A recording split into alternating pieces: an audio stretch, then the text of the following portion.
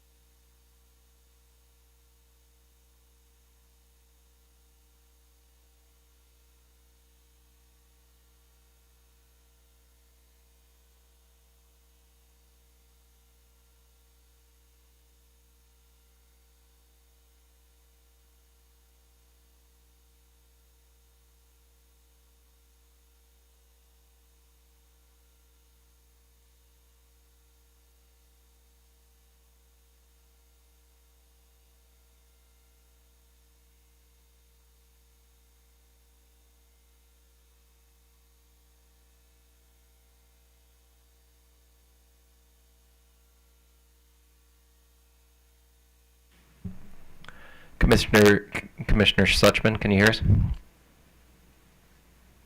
I can. Can you hear me? Yep, all good. Thank you. Oh, good.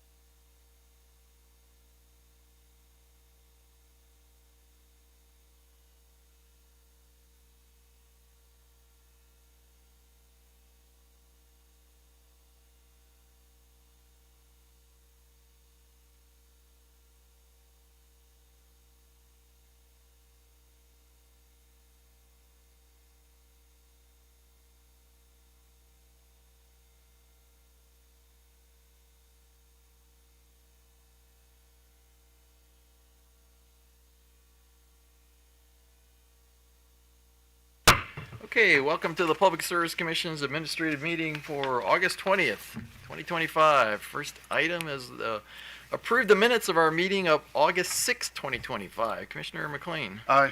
Commissioner Linton. Aye. Commissioner Suchman. Aye. Commissioner Barbe. Aye. I vote aye. Morning, Mr. Chair. There are 6 items on today's consent agenda, although we will be deferring item number 4 to a future administrative meeting. Item number 1 is a request from Avangrid Renewables LLC. Item number 2 is a request from Northern States Power Company. Item number 3 is a notice of pro forma assignment of assets from Point Broadband Fiber Holding LLC and PB Maryland Asset Entity LLC. Item number 5 is a request from Energy Consultants LLC, and item number 6 is a request for a cancellation of license from Commercial and Industrial Energy Solutions LLC. Okay, regarding item 1, I move we approve the application and issue a renewable energy facility ID certification number. Direct the applicant to establish a rec account with PJM Gas within 30 days of the certification, to enter its generation data at least annually in a GATS account maintained in good standing, and file a non-solar renewable on-site generation report with the Commission within 1 week of each regarding with GATS, and direct the applicant to notify the Commission within 30 days if any of the information in the application has changed. Commissioner McLean. Aye. Aye. Commissioner Linton. Aye. Commissioner Suchman. Aye. Commissioner Barbe. Aye. I vote aye. Item 2, I move we approve the application and issue a renewable energy facility ID certification number. Direct the applicant to establish a rec account with PJM Gas within 30 days of certification, to enter its generation data at least annually in a GATS account maintained in good standing, and file a non-solar renewable on-site generation report with the Commission within 1 week of each regarding with GATS, and direct the applicant to notify the Commission within 30 days if the information which the application is based has changed. Commissioner McLean. Aye. Commissioner Linton. Aye. Commissioner Suchman.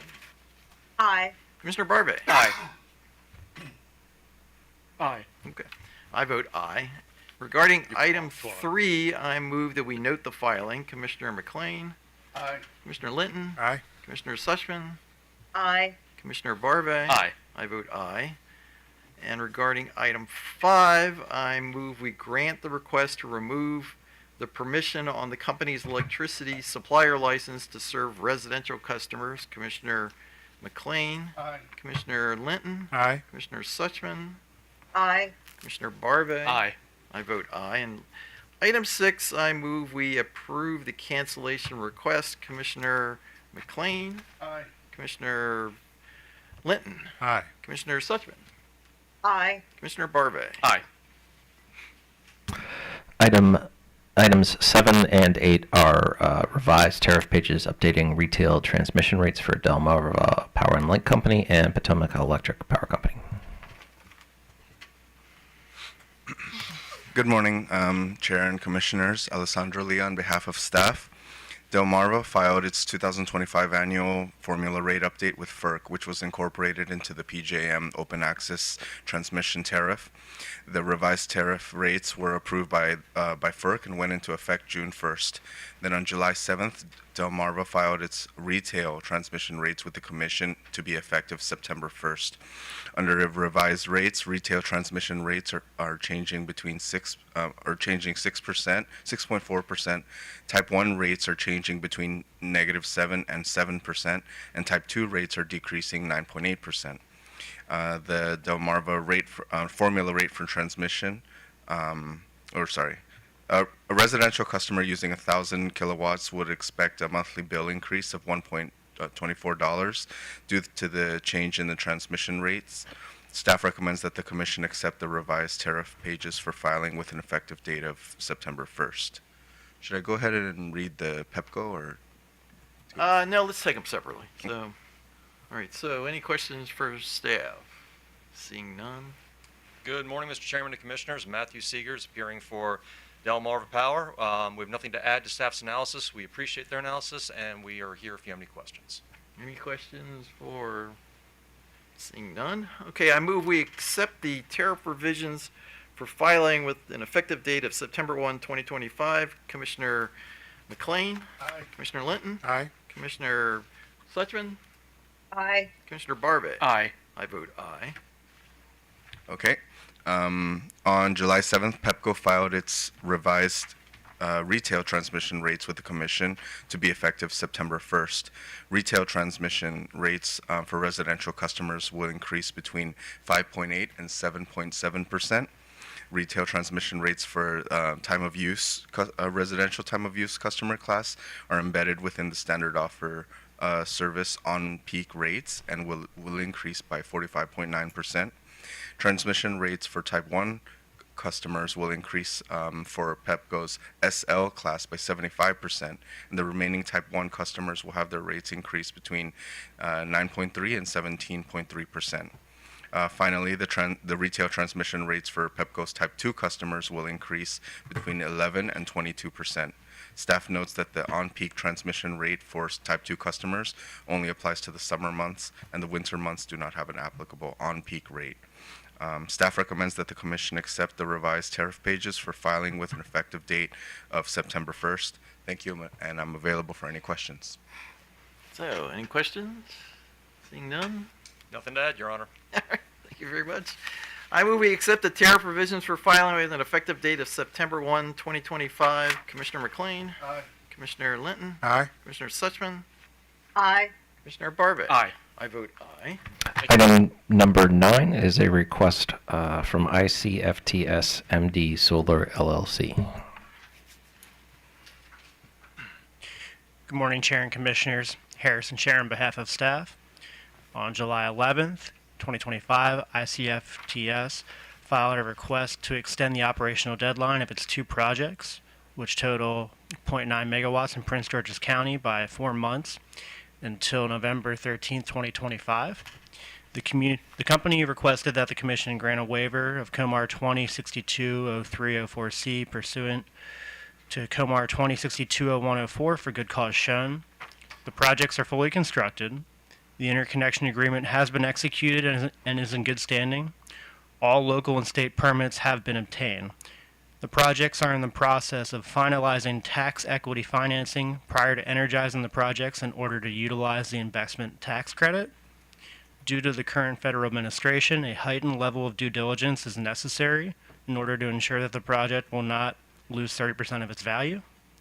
Staff finds that there is good cause to grant the waiver of the operational deadline as the projects are fully constructed, and this request stems from financial due diligence as a final step before the projects can come online. Thank you, and I am available for questions. So, any questions? Seeing none? Thank you, Chair Hoover, Commissioners. David Bugelmans on behalf of ICFTS MD Solar LLC. I'm also joined this morning by Mr. Barrett LaChance from Summit Ridge Energy, which is the owner and developer of this project. The only additional information I'd like to add to staff's summary is that the project has confirmed an anticipated closing date for tax equity of September 5th. So assuming that it does occur on September 5th, the project will be funded and we'll be able to take advantage of the full ITC. So just an update that we do expect to be able to meet this revised deadline if it's granted today. Other than that, we're here to answer any questions and appreciate your consideration this morning. Okay.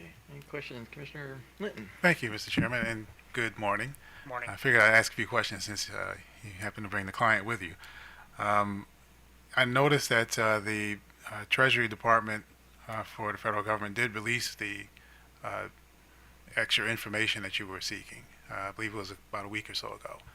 I know that's fairly recent, but does that impact your financing in any way that you could share with us today? Good morning. I'm Barrett LaChance with Summit Ridge Energy.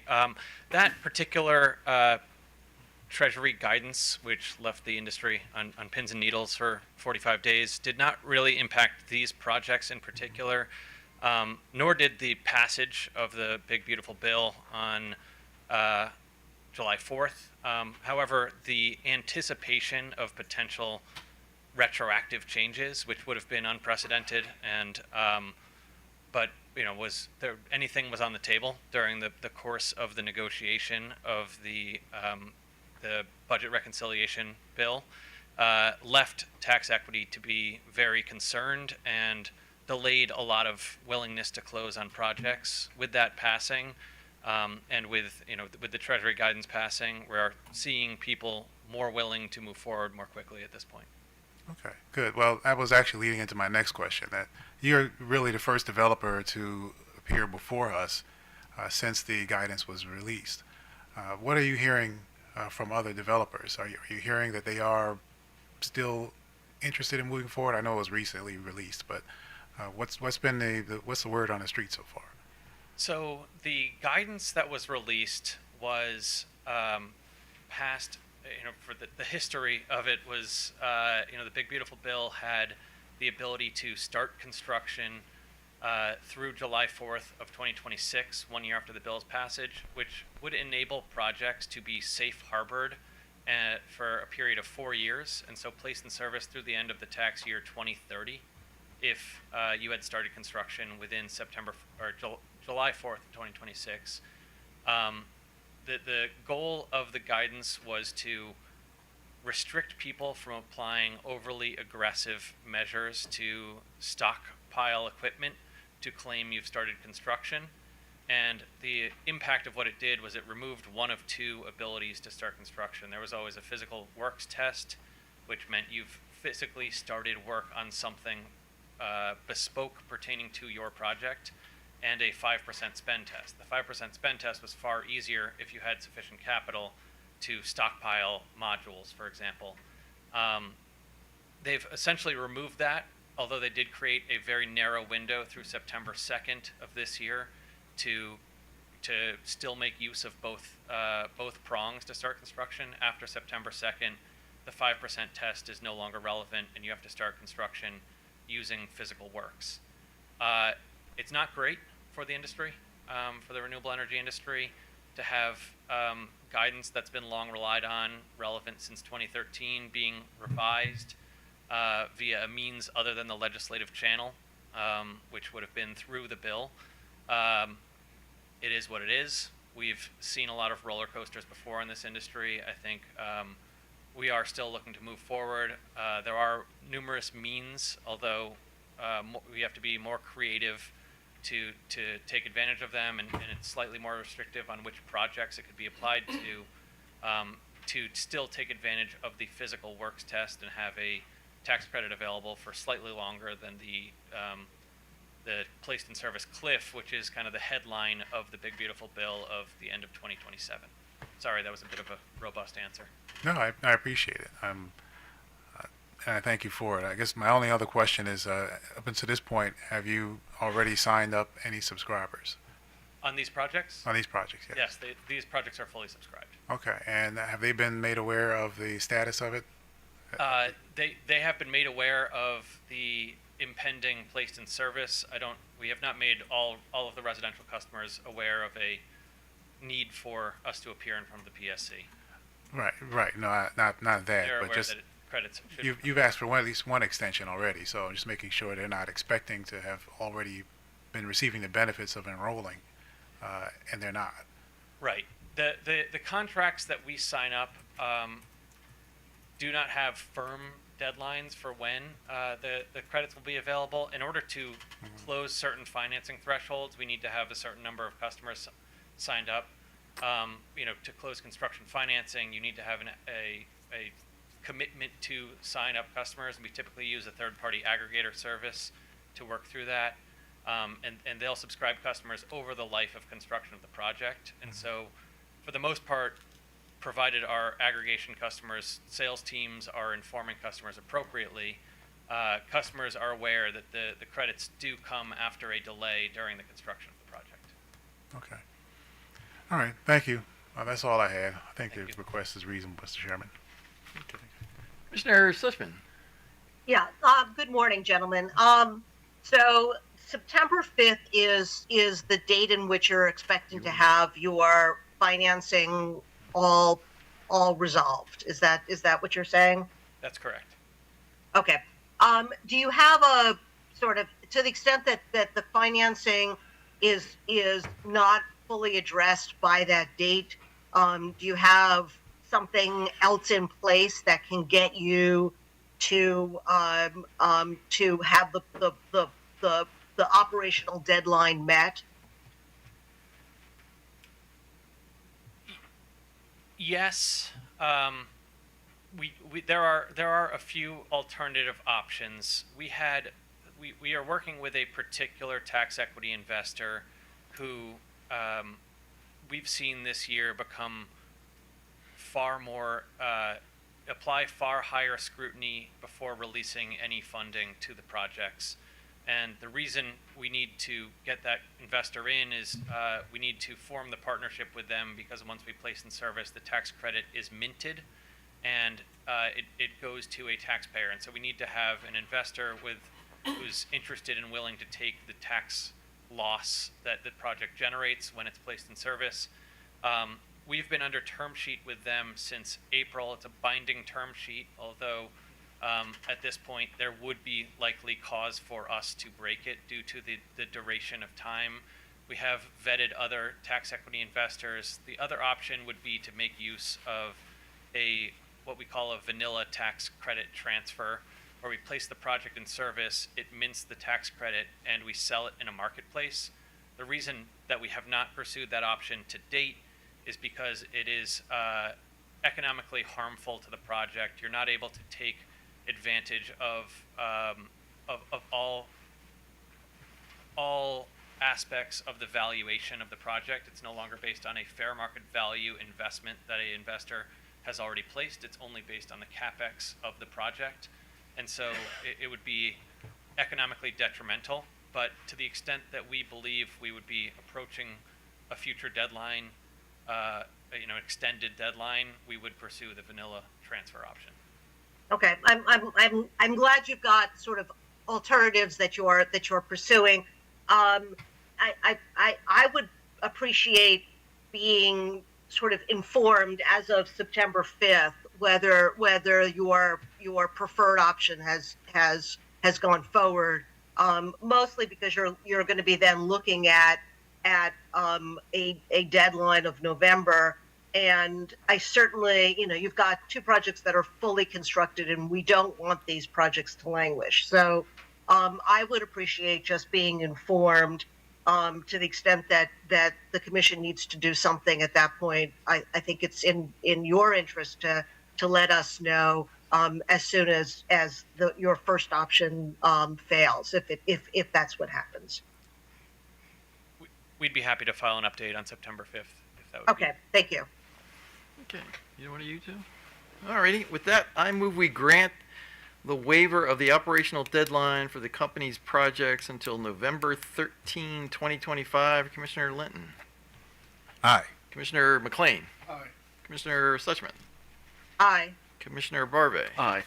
I vote aye.